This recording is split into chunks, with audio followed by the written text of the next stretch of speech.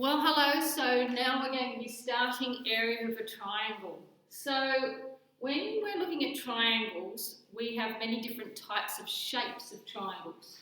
So if you look at this first one here, we have a triangle that's got a right angle in it. It's a right angled triangle. This is its base, and the H is the perpendicular height. Now that means that it has to come at right angles off the base. So here's your base. This height's coming off the base at a right angle, and we call that the perpendicular height. So B for base and H for perpendicular height. Now, if you have a triangle like this one, it's not a right angled triangle as such. But if we look at this and say that's our base, so that's B, then H is our perpendicular height, and that has to come off the base at right angles. So what we need to do is get that point up there has to drop straight down and form a right angle with the base. And that's what's happening there. So that piece there, from that top point, straight down to form a right angle with the base, that is your perpendicular height. Now this one's even weirder, very strange. A lot of boys get these sort of questions wrong. This would be your top point, like we've got there. So this is our base of the triangle I've given you. So here's our triangle, and this is our base. Now our perpendicular height has to come off the base at right angles. So I have to go from this point and drop straight down and form a right angle. Now if I do that, I'm not going to actually hit the base, but if I extend the base a little bit, I will form a right angle. So in this question, we need to extend our base a little bit further with a dotted line and then drop straight down from that point. There's your perpendicular height. So you've got to think of that one as if you are in a plane. So if you're in a plane, your pilot is up here in his plane and he's flying above the Pacific Ocean over Cronulla, and he wants to come in and land on the runway. Now at the moment, he's straight above the ocean. So when he's in his cockpit and he tells all the people on board, we are flying at an altitude of 8,000 metres, that means he's directly 8,000 metres above the ground. The altitude is the perpendicular height. It doesn't mean that we're going to do anything with that particular height at that time. He's just telling you that's how far we are above the sea or the ground or whatever he's flying above. So that's our base of our triangle, but we have to extend the base a bit to see the perpendicular height of that triangle.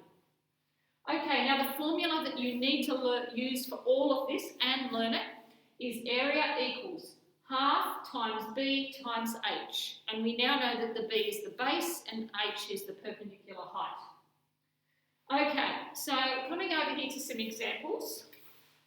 Read your question. It doesn't say find perimeter, it says find area, so make sure you read what they're asking for. In this one, this is your base. So our base is 6. So after we write the formula down, we're going to copy what we said in the formula. When we get to the B for base, we're going to write 6 times again. Now, the perpendicular height has to come off the base at right angles. There's your right angle. So this is your perpendicular height, 5. Then you're going to put all of that in your calculator. So when you press it in your calculator, you're first going to press your fraction button. So we press our fraction button and put in the 1 down arrow 2 for a half, right arrow out of the fraction, times 6 times 5, then press equals 15. So we write our answer down 15, and we are doing an area, so it's in centimetres, and area is centimetres squared. So put your units on the answer. All right, this next question. This is our base. So our base is 9. So we're going to do our formula, then put half times the base is 9 times. Now here's your right angle. So the number coming off your base at right angles is 4. And then you're going to put all of that in your calculator like I just showed you. And you will get 18 as your answer. Don't forget to write centimetres squared on the end. Okay, the next question. Now this is one of these funny ones I don't want you to get wrong. So here's our base. So we can write 1/2 times 3.4 times, now extend your base, there's your right angle, this is your perpendicular height, 5.3. And then we're going to put that into our calculator and see what we get.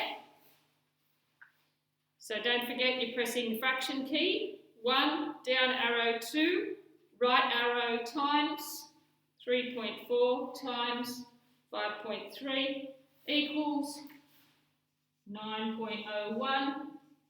This time it's in millimetres squared. Okay, next question. So this time they've given us lots of numbers. They're trying to confuse you. But if you know your work, you won't be confused. So I want you to spot that right angle because that's going to help us out right from the beginning. So if we look at the two numbers that are around our right angle, it's going to be this one here and this one.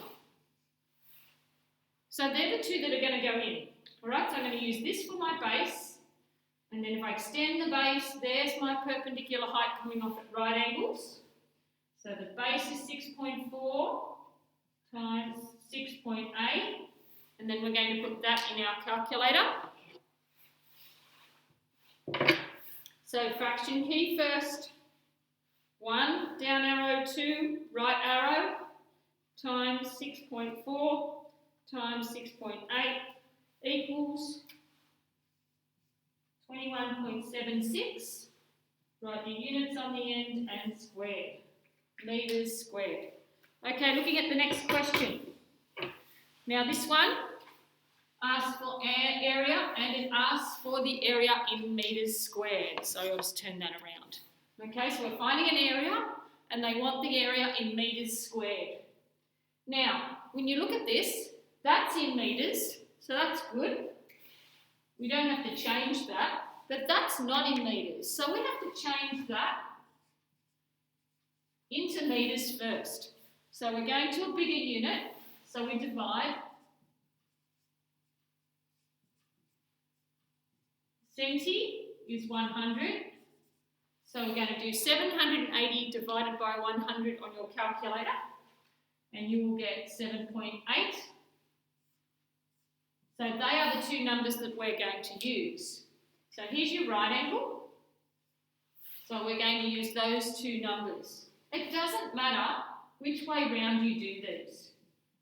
So some people might do 1/2 times 7.8 times 4 like I've done, and some people might do 1/2 times 4 times 7.8.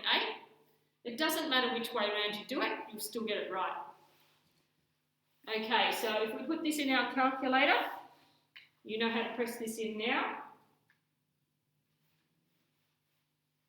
You will get 15.6, and it's metres squared. Okay, so looking at the next one. Again, they've given you three numbers here, but we know that there's only two going in, one for a base and one for a height, perpendicular height. So, got to work out which two we're using. There's your right angle. We're using the two that go around the right angle. So it's these two that we will be using. Some of you might say that's the base and that's the perpendicular height. Some of you might say that's the base and that's the perpendicular height. It doesn't matter, it'll give you the same answer. So we're doing 1/2 times 18 times 24. Go to your calculator. Type it in like I've shown you. And let's see what we get. 216 centimetres squared. Okay, we're going to come back in the next video and we'll do a few more questions before you practice them.